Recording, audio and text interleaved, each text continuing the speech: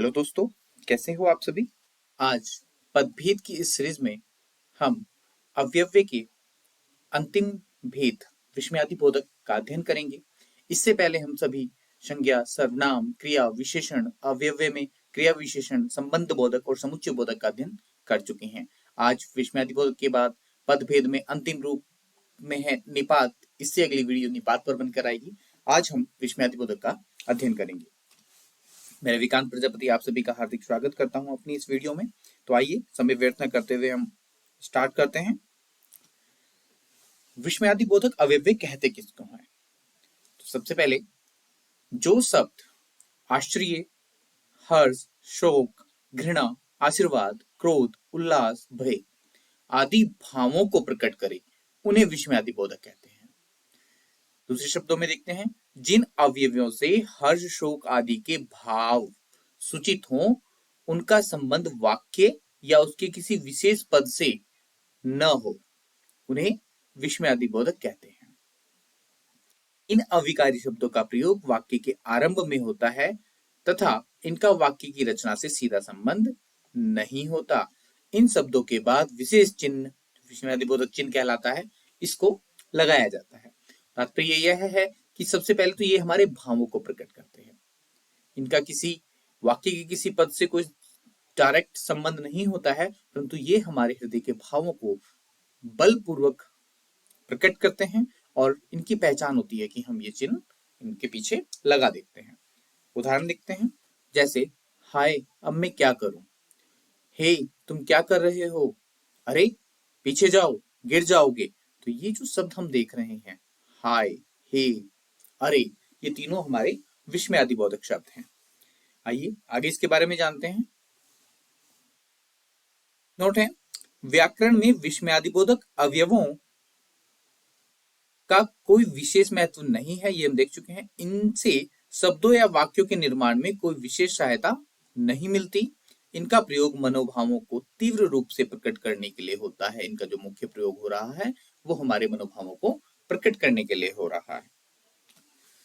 इनके भेद देखते हैं। जो अवयवों के प्रमुख भेद हैं वो 10 भेद माने गए हैं। सबसे पहले हम देखेंगे शोक बोधक, फिर तिरस्कार बोधक, स्वीकृति बोधक, संबोधन बोधक, हर्ष बोधक, भय बोधक, आशीर्वाद बोधक, अनुमोदन बोधक, विनाश बोधक और अंत में हम विवस्था बोधक। ये जो हमारे विस्मयादि बोधक शब्द हैं, इनके उदाहरणों से हम इनको और अच्छे से समझ पाएंगे। तो आइए हम स्टार्ट करते हैं। शोक बोधक। शोक बोधक किसे कहते हैं? जहां वाक्य में हे राम, बाप रे बाप, ओहो, उफ, हाँ आदि शब्द आते हैं तो वहां शोक बोधक होता है। इन शब्दों से शोक की भावना व्यक्त की जाती है। उदाहरण में हम देखते हैं और क्लियर हो जाएगा।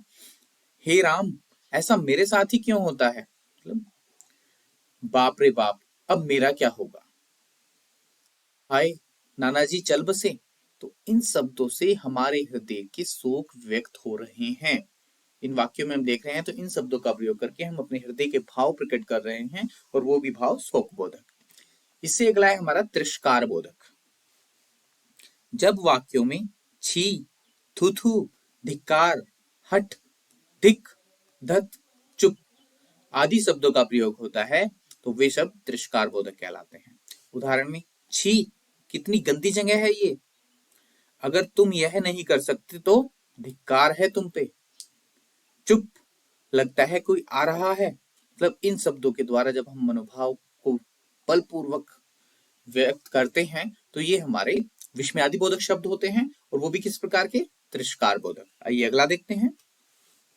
अगला है हमारा स्वीकृति बोधक। जब अच्छा, ठीक, हाँ, जी हाँ, बहुत अच्छा, जी आदि शब्दों का प्रयोग किया जाता है तो ये स्वीकृति बोधक के अंतर्गत आते हैं।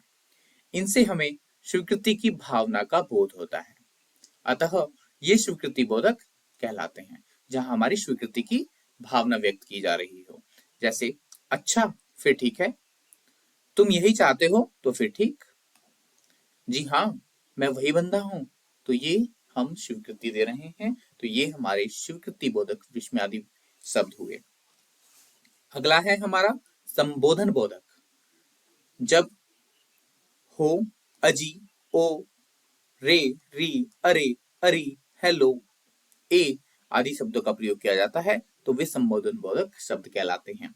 इन शब्दों का प्रयोग करके हम किसी का संबोधन करते हैं। जैसे अजी सुनते हो, अरे जरा रुको तो सही, हेलो आप कौन बोल रहे हैं।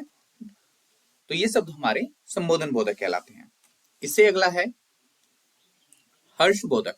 जब वाह वाह, धन्य, अति सुंदर, आहा, शाबाश, ओहो आदि शब्दों का इस्तेमाल किया जाता है तो ये हर्ष बोधक कहलाते हैं। इन शब्दों का प्रयोग करके हम हर्ष की भावना व्यक्त करते हैं। यहाँ पर खुशी की भावना, हर्ष की भावना व्यक्त होती है। जैसे उदाहरण में देखते हैं, आहा यह बहुत अच्छा हुआ, शाबाश तुमने यह कर दिखाया, वाह ये तो किसी अजूबे से कम नहीं। तो ये शब्द क्या हो रहे हैं, हमारे हर्षबोधक शब्द हैं। अगला हमारा भय बोधक, जहां डर की भावना हो, भय की भावना हो। जब बाप रे बाप, ओहो, हाय, हुई माँ, त्राही त्राही जैसे शब्दों का प्रयोग वाक्य में किया जाता है तो ये भय बोधक कहलाते हैं। इन शब्दों से भय या डर की भावना व्यक्त होती है। उदाहरण में देखते हैं, हाय अब मेरा क्या होगा, मतलब व्यक्ति डर रहा है। हुई माँ, बहुत जोर से दर्द हो रहा है। या फिर बाप रे बाप, इतना बड़ा सांप। मतलब इन सब शब्दों के द्वारा हमारे जो मनोभाव व्यक्त होते हैं वो भयात्मक होते हैं, भय से होते हैं। अगला है हमारा, जब किन्हीं वाक्यों में जीते रहो, खुश रहो, सदा सुखी रहो, दीर्घायु हो आदि शब्दों का प्रयोग किया जाता है तो ये आशीर्वाद बोधक कहलाते हैं। ये तब प्रयोग करते हैं जब बड़े लोग छोटे लोगों को आशीर्वाद देते हैं। जैसे सदा खुश रहो बेटा, जीते रहो, पुत्र तुम्हें कामयाबी मिले, मतलब आशीर्वाद दिया जा रहा है उन्हें इस शब्दों के माध्यम से। हमारा अगला है अनुमोदन बोधक। जब वाक्य में हाँ, बहुत अच्छा, अवश्य आदि शब्दों का प्रयोग किया जाता है तो वे अनुमोदन बोधक कहलाते हैं। इन शब्दों से अनुमोद की भावना का बोध होता है। जैसे अवश्य तुम यह कर सकते हो, बहुत अच्छा, अब आगे जाकर दिखाओ, हाँ हाँ हम जरूर मिलेंगे। तो ये शब्द अनुमोदन के तौर पर हमें व्यक्त होते हैं। वह है विदाश बोधक। जब अच्छा, अच्छा जी, टाटा आदि शब्दों का इस्तेमाल किया जाता है तो वे शब्द विदाश बोधक कहलाते हैं। जैसे हम उदाहरण देखते हैं, टाटा अब हम जाते हैं, अच्छा फिर मिलते हैं। तो ये हमारे विदाश की भावना को प्रकट करते हैं, इसलिए ये विदाश बोधक कहलाते हैं। और जो हमारा अंतिम है वह है विवस्ता बोधक।